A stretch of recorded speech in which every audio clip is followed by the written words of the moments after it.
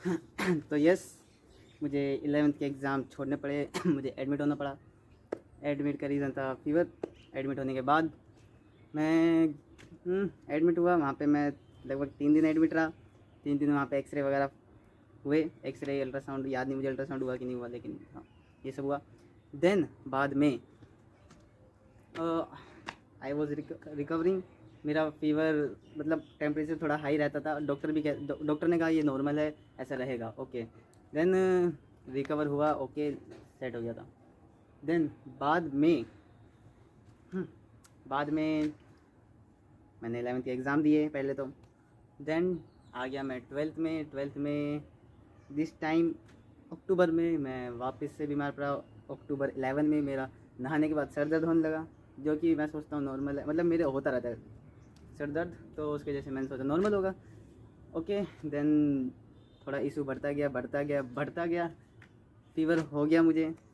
And fever ऐसा रहा कि फ़ीवर होता था, दवाई लेता था, रुक जाता था, देन अगेन आ जाता था।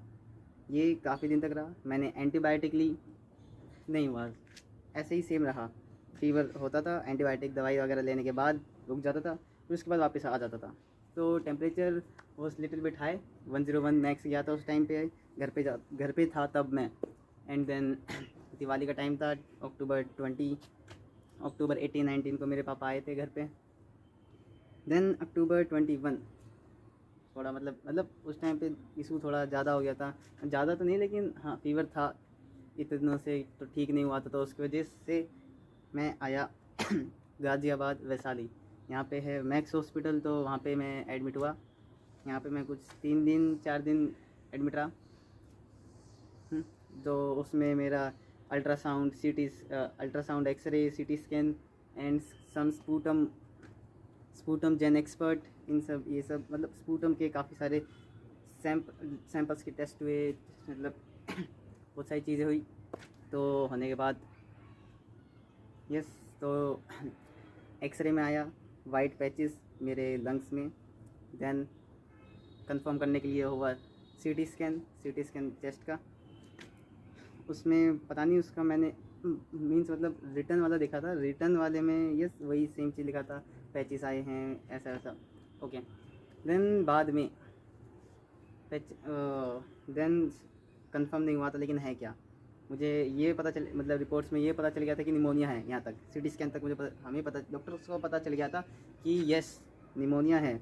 देन स्पूटम होने के बाद स्पूटम रिजेक्ट हुए, स्पूटम जेन एक्सपर्ट हुआ, मतलब ये टेस्ट का नाम है। स्पूटम मीन्स बलगम, तो जो खांसी होता है बलगम आता है, जैसे वो होता है स्पूटम, उसका हुआ। मतलब ब्लड सैंपल तो काफ़ी हुए, मतलब ब्लड टेस्ट वगैरह वगैरह, लेकिन स्पूटम टेस्ट हुआ, उसमें आया AFB स्टेज 2+ पॉजिटिव। तो ये डिजीज़ है लंग्स का, जो कि काफ़ी बड़ा इशू है, क्योंकि ये दूसरों को भी फैल जाता है, इसलिए मैं मास्क पहन रखा है। एंड मैं वैसे तो मास्क भी उतार सकता हूँ क्योंकि मेरे आसपास कोई नहीं है, but I avoid to remove my mask because this bacteria can live on floor, live in wet floor, so that's why I avoid my mask, मतलब I avoid to remove my mask, okay. That's why and I live I live with my father currently. तो doctors के साथ मतलब वो क्या कहते हैं, वापस दिखाने जाना है। डॉक्टर्स मुझे पूछेंगे, मतलब वो क्या कहते हैं, एडमिट के बाद वो जो दिखाना वगैरह पड़ता है ना तो वही डॉक्टर को दिखाना है कि कैसे रहा हेल्थ वगैरह, फ़ीवर वगैरह। मुझे फ़ीवर वगैरह तो नहीं आया, लेकिन ठंड लग जाता था कभी भी। अभी आज कल से तो नहीं लगा, ओके था। फ़ीवर भी नहीं था एडमिट के बाद से, मतलब हाँ थोड़ा बहुत तो था एडमिट के बाद से, बट या okay now I am fine. But ये थोड़ा मेडिसिन वगैरह इसकी है स्टेज 2+ की, थोड़े मतलब सुबह मुझे 6 बजे उठ के खाली पेट, मीन्स 6 बजे तो मैं अलार्म लगा रखा है, तो उसमें मुझे 3 टैबलेट लेना पड़ता है एक साथ खाली पेट। देन काफ़ी बड़ा टैबलेट है 500 mg, पता नहीं वो मुझे नहीं पता। एंक्यूरी T4 नाम का एक मेडिसिन है वो। देन अगेन कुछ देर बाद एक और टैबलेट लेता हूँ मैं, उसका नाम याद नहीं आ रहा, ओके, वो लेना, वो 1 घंटे बाद लेता हूँ मैं। फिर खाना खाने के बाद बीनाडोन, फिर क्लैरिबिड 500 mg, फिर कोबाडेक्स CZS ये लेता हूँ। अभी मेन दवाई तो वही है जो सुबह लेता हूँ 3 टैबलेट एक साथ, क्योंकि वो रिकवर करेगा सारे बैक्टीरियाज को किल करने में। यस, तो हेल्थ को सही करेंगे। लाइफस्टाइल थोड़ा चेंज करना होगा, काफ़ी चेंज करना होगा, डाइट चेंज करना होगा, हेल्दी डाइट करना पड़ेगा। हेल्दी डाइट तो हेल्दी डाइट मीन्स ऐसा नहीं है कि फ्रूट्स वगैरह खाओ, कीवी वगैरह खाओ। इसमें ऐसा है कि आपके मतलब आप सब कुछ खा सकते हो, इसमें बस मीठा नहीं खाना है। मीठा कुछ भी मीठा नहीं खाना है, मतलब मीठा इस बीमारी के लिए थोड़ा उनको वो मिल जाता है, थोड़ा क्या कहते हैं उनको सपोर्ट मिल जाता है मीठा खाने से। मतलब अगर हम मीठा खाएंगे तो उनको सपोर्ट मिलेगा और फैलने का, तो वो उसको और फैलने से रोकने के लिए मीठा नहीं खाना। मीठा तो वैसे मैं पहले भी नहीं खाता था, काफ़ी कम खाता था। एंड बाहर का खाना, यस मैं बाहर का खाना नहीं खाता था, इतना मैं नहीं खाता था, कभी कभार हो जाता है। यस, एंड या स्ट्रीट फूड या कभी कभार, नॉट ऑलवेज, कभी कभार, रेयरली भी नहीं कहूँगा, रेयरली समथिंग अबाउट 3 महीने पहले मैं कह सकता था कि मैं रेयरली खाता हूँ। यस, लेकिन 3 महीने के बाद मैं कभी not always and not rarely तो बीच से रेयरली साइड मैं ऐसा खाता था। स्ट्रीट फूड तो यस वो नहीं खाना है, अब अवॉइड। काफ़ी लंबी दवाई चलेगी, एक्सरसाइज वगैरह करना पड़ेगा सुबह सुबह, एयर की, ऑक्सीजन की, लंग्स की कैपेसिटी बढ़ाने की, तो बस यही है। एंड आप सोच रहे होंगे कि मैं इतना एडमिट हुआ, Artemis, Medanta, again Medanta, Medanta Gurgaon, Medanta Lucknow, then Mittal hospital, then this Max hospital, Max Vaishali Ghaziabad, इसमें एडमिट हुआ।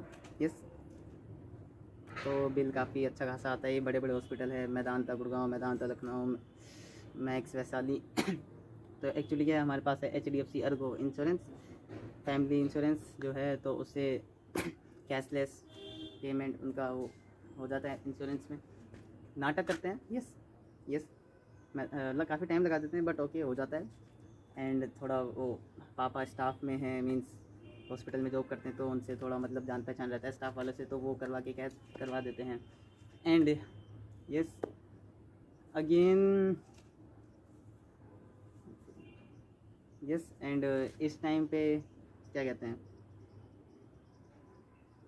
एंड यस इस टाइम पे मैक्स हॉस्पिटल में जब मैं एडमिट हुआ तो उसका बिल बना 1,01,000।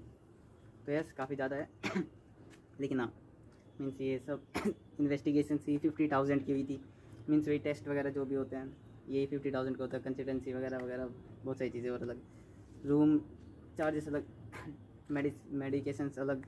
यस, तो इस बार इन्होंने HDFC वाले नाटक किए, नहीं दिए, मीन्स कैशलेस पेमेंट उन्होंने मना कर दिया, बोला कि रिम्बर्समेंट के लिए आप करना। एंड यस नहीं, फिर क्या पापा का होता है, मतलब पापा जहाँ जॉब करते हैं वहाँ पे होता है ऐसा ही समथिंग, मतलब मुझे कुछ पता नहीं है, लेकिन हाँ उनका भी कुछ हेल्थ इंश्योरेंस, फैमिली इंश्योरेंस कुछ होता है, फैमिली हेल्थ इंश्योरेंस, तो उसके थ्रू यस हो गया एंड डिस्काउंट हो गया एंड हमारी तरफ से कुछ पेमेंट हो गया। यस, तो इससे डिस्चार्ज मतलब पूरा पेमेंट हो गया। यस, काफ़ी ज़्यादा है, 1 लाख रुपीज़ फॉर, मैं अभी 18 ईयर्स का हूँ, इतना एडमिट हो चुका हूँ। यस, इतना एडमिट होने के बाद मुझे हॉस्पिटल मैं ये कहता हूँ कि हॉस्पिटल जाना कभी नहीं चाहिए ज़िंदगी में, मीन्स ज़रूरत पड़ती है, यस आई नो, लेकिन ऐसा कभी मौका ना आए कि आपको हॉस्पिटल जाना पड़े। यस, ये मैं कहना चाहता हूँ। यस, बाकी HDFC काफ़ी अच्छा है, लेकिन पता नहीं क्यों कुछ दिनों से नाटक कर रहा है।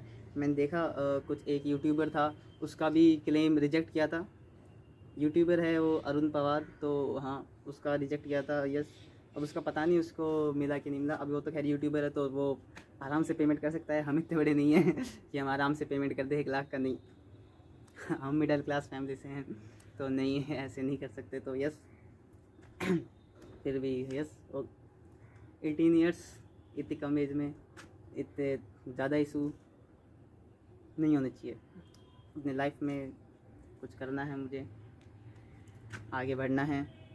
ये जो मैंने मैथ्स साइंस स्ट्रीम लिया है, इससे आगे बढ़ना है। यस, आगे लाइफ में और भी बहुत कुछ करना है। यस, तो थैंक यू। एंड मैं आपके साथ बाकी चीज़ें भी शेयर करूँगा, मेरा लाइफस्टाइल व्लॉग्स के थ्रू। अभी मैंने एक व्लॉग शूट किया है, वो भी मैं अपलोड करूँगा। मैं शायद कल अपलोड करूँगा, तो आप वो देख लेना। यस, ओके, तो बाय बाय। मैं पूरा तो सही से अपलोड नहीं करूँगा, मतलब व्लॉग्स मतलब खुल के तो नहीं बना पाऊँगा ऐसे, मतलब समझ आप समझ सकते हो, मतलब